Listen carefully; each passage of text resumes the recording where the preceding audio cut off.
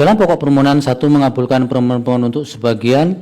2. Menyatakan batal keputusan Komisi Pemilihan Umum Kota Banjarbaru nomor 191 tahun 2024 tentang penetapan hasil pemilihan wali kota dan wakil wali kota Banjarbaru tahun 2024 bertanggal 4 Desember 2024. 3. Memerintahkan Komisi Pemilihan Umum Kota Banjarbaru untuk melaksanakan pemungutan suara ulang pada setiap tempat pemungutan suara dalam pemilihan wali kota dan wakil wali kota Banjarbaru tahun 2024 dengan mendasarkan pada daftar pemilih tetap, daftar pemilih pindahan dan daftar pemilih tambahan yang sama dengan pemungutan suara pada tanggal 27 November 2024 untuk pemilihan wali kota dan wakil wali kota Banjarbaru tahun 2024 dengan menggunakan surat suara yang memuat 2 kolom yang terdiri atas 1 kolom yang mencantumkan pasangan calon nomor urut 1 Hajah Ernalisa Halabi dan Wartono dan 1 kolom kosong yang tidak bergambar serta dilaksanakan dan dihitung sebagaimana mekanisme pemilihan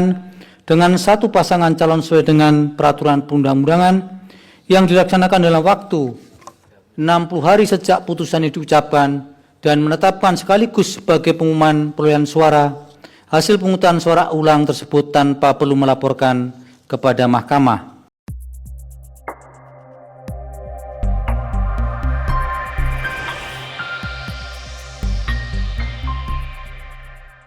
Assalamualaikum warahmatullahi wabarakatuh. Berjumpa kembali kita dalam ngobrol pinggiran akhir pekan, dialog yang diinisiasi oleh jejakrekam.com dan jrnews.co.id, media online di Kalimantan Selatan. Kali ini kita kembali dari DKK Cafe di Banjarbaru, persis di depan atau di seberang kampus Universitas Lambung Mangkurat ULM Banjarbaru. Kali ini ada banyak hal yang ingin kita percakapkan, kita diskusikan dalam podcast kali ini, termasuk hal terbaru. Siang tadi Mahkamah Konstitusi sudah memutuskan PHP Pilkada Kota Banjarbaru, di mana kemudian Hakim Ketua Mahkamah Konstitusi Pak Soeharto memutuskan dalam amar putusannya menyatakan bahwa putusan atau SK KPU Kota Banjarbaru batal, kemudian harus melakukan pemungutan suara ulang dalam waktu 60 hari antara pasangan calon nomor urut 1 berhadapan dengan kolom kosong. Itu yang akan kita bahas selain bicara soal makan bergizi gratis, MBG dalam rangka kemudian juga bagaimana penurunan stunting dan derajat kesehatan di Kalimantan Selatan. Nah, sudah hadir seperti biasa ada Pak Prof Hadin Mujab. Assalamualaikum Prof. Waalaikumsalam. Sehat hari ini Prof? Alhamdulillah. Ya, kemudian juga hadir ada Bang Dr. Fahrian Nur dari Fakultas Ilmu Sosial dan Ilmu Politik ULM. Assalamualaikum, Kanda Pari. Waalaikumsalam warahmatullahi wabarakatuh. Sehat hari ini? Alhamdulillah sehat. Ya, kemudian juga hadir tamu kita, Guru Besar dari Fakultas Kedokteran dan Kesehatan Masyarakat Universitas Lambung Mangkurat, Prof Husaini. Assalamualaikum Pak Prof. Waalaikumsalam warahmatullahi wabarakatuh. Sehat juga hari ini? Alhamdulillah. Terima kasih, kita sudah ngobrol kembali, ketemu di sini kembali Pak Prof. Pak Prof, kita pertama mulai dengan putusan Mahkamah Konstitusi. Hari ini Mahkamah Konstitusi sudah memutuskan bahwa yang kita tunggu itu hari ini diputuskan bahwa Pilkada Banjarbaru SK KPU yang menetapkan pasangan calon terpilih dibatalkan. Kemudian harus ada PSU dengan waktu 60 hari setelah dibacakan putusan. Pak Prof. Ya. Gimana tanggapannya dengan putusan ini? Kaget atau biasa atau seperti apa? Biasa aja. Karena sudah kita menduga karena peraturan 7474 ya. Iya betul.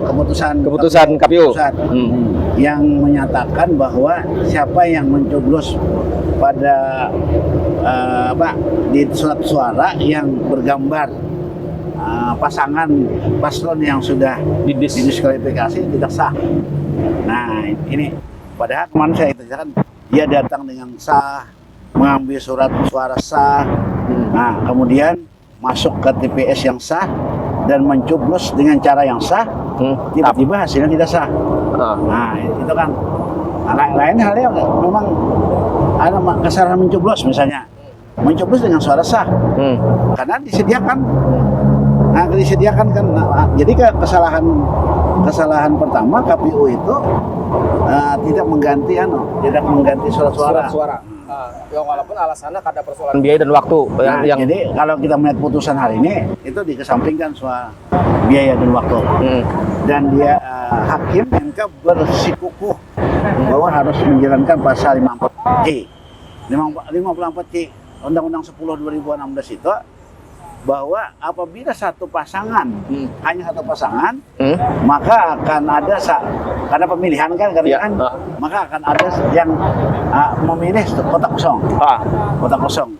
Nah, jadi kalau kita baca pertimbangan hukumnya, PSO itu mengarah kepada mengimplementasikan pasal 54C. Menghadirkan kolom kosong. Ya, kolom Agar kosong. pilihan itu menjadi bernilai. Ya. Karena kemarin tidak bernilai. Ya, karena tidak sah kan? Tidak sah. Ya. Nah, Prof, kenapa kemudian di dalam putusan itu kan dalam berbagai pertimbangannya banyak itu, Mahkamah juga menyinggung soal mengesampingkan dasar formil penggugat.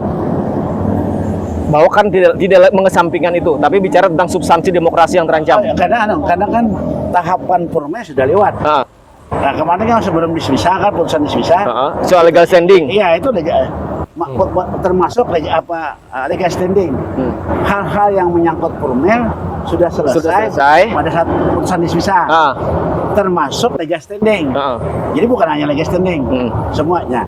Lalu pada berikutnya kan begitu dismisah putusan kemudian berlanjut, itu kan yang pertama ya kan pembuktian ya kan.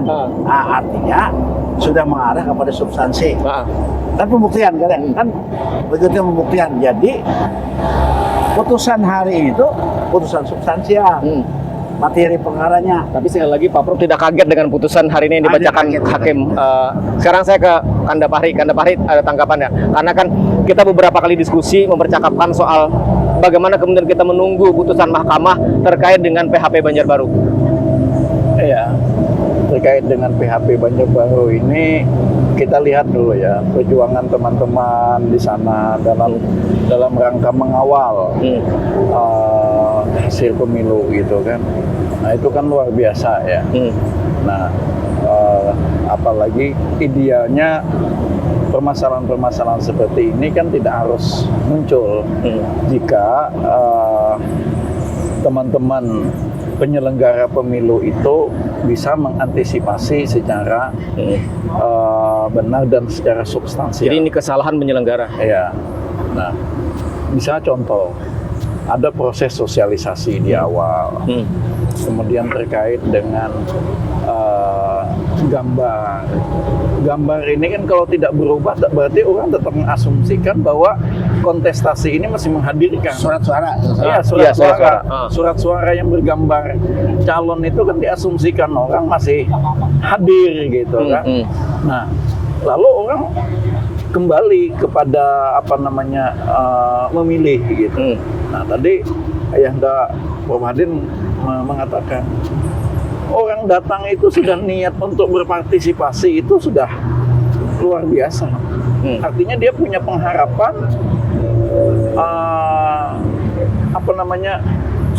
suaranya itu diakui, dimaknai.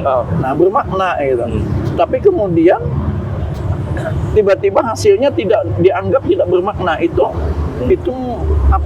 bisa saja itu diasumsikan mencederai demokrasi. Artinya sia-sia mereka gitu kan. Sudah mengalokasikan waktu untuk sebuah proses kontestasi pilkada ini. Nah, makanya untuk yang akan datang saya melihatnya dengan waktu yang cukup singkat ya, 60 hari. 60 hari itu sosialisasi itu harus masif. Harus masif dilakukan, baik itu relawan, mungkin Kota Kosong punya relawan ya. Boleh ya Pak Prof? Iya. Nah, Kota Kosong itu punya relawan. Kemudian peserta kontestan yang lain juga punya tim sukses gitu kan. Ini masing-masing berupaya untuk mensosialisasikan nanti ya. Maka itu dengan waktu yang sesingkat-singkatnya ini, KPU juga harus benar-benar maksimal gitu sebagai penyelenggara pemilu. Kalau tidak, KPU menjadi sorotan orang. Iya. Nah, ini kan semua mata kan tertuju nih. Iya. Semua kontrol publik itu melalui media itu tertuju pada penyelenggara pemilu. Ya, karena anomali ini hanya terjadi di Banjarbaru. Betul. Nah, lalu orang akan bertanya, ada apa ini? Ketika orang bertanya, maka yang selanjutnya hadir adalah soal trust. Kepercayaan orang terhadap penyelenggara pemilu. Betul. Nah, kalau kepercayaan orang terhadap penyelenggara pemilu itu bermasalah, apakah orang masih ingin berpartisipasi dalam Ya.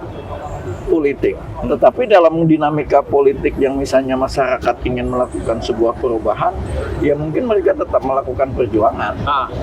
Nah, Jadi itu yang kita tunggu, bagaimana kerja-kerja KPU. Saya ke Betul. Pak Prof ini, Prof. Kita agak sulit mencari padanan kata yang cocok dan cukup untuk KPU Kota Banjarbaru. Pilkada harus diulang. Padahal ini kan pilkada yang berbiaya mahal. Nah, gara-gara itu kemudian mahkamah memutuskan harus ada pemungutan suara ulang, Pak Prof.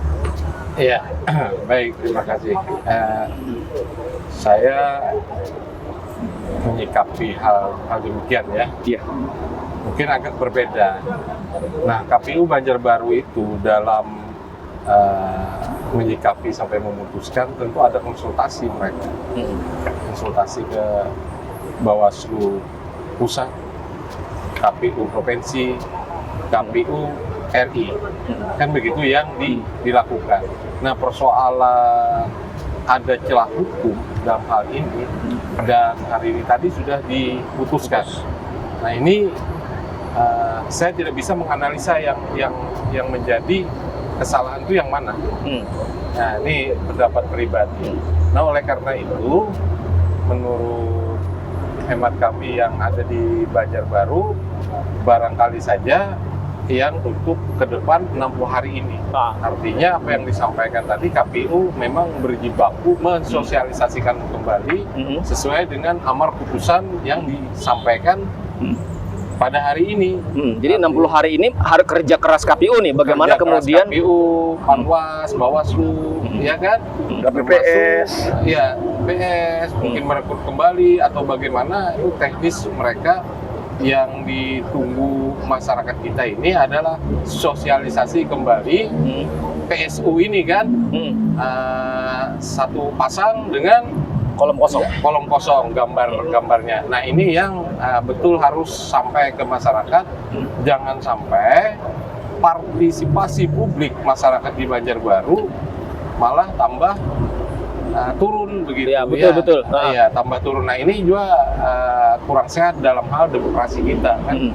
Jadi kita harus mendorong bagaimana partisipasi publik, partisipasi masyarakat untuk datang ke TPS menggunakan hak pilihnya itu bagus, sehingga kemudian legitimasi demokrasi kita bisa berjalan. Iya, itu indikatornya. Yang kedua tentu ya Panwasnya bekerja, Betul. Ya, TPS, KPPS-nya, KPU-nya, dan seluruh stakeholder lah ya, bahwa ini di jeda waktu 60 hari ini ya, masa untuk PSU harapannya kembali gembira lah ya dalam hal pesta PSU demokrasi ini, pesta demokrasi ini, begitu harapan kita ya. Oke, saya kembali ke Pak Prof Hadin. Pak Prof Hadin, artinya ada masa 60 hari bagaimana KPU bekerja maksimal, tadi ada membangun trust, kemudian kata Pak Prof Husaini juga, bagaimana kemudian partisipasi pemilih itu kan harus kita dorong, agar orang di 60 hari ke depan, di mana pemungutan suara ulang itu PSU itu ditentukan, masyarakat tetap berantusias, berpartisipasi, datang ke TPS menggunakan hak pilih. Karena ini kan soal bagaimana nasib Banjarbaru 5 tahun akan datang kan Pak Prof? Jadi yang bagian tidak semua PSO itu kan pemungutan ulang, sebetulnya kan katanya pemungutan ulang, bukan pilkada ulang.